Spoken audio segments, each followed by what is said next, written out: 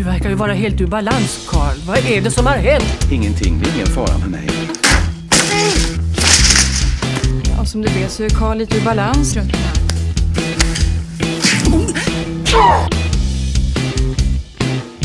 När mörkret faller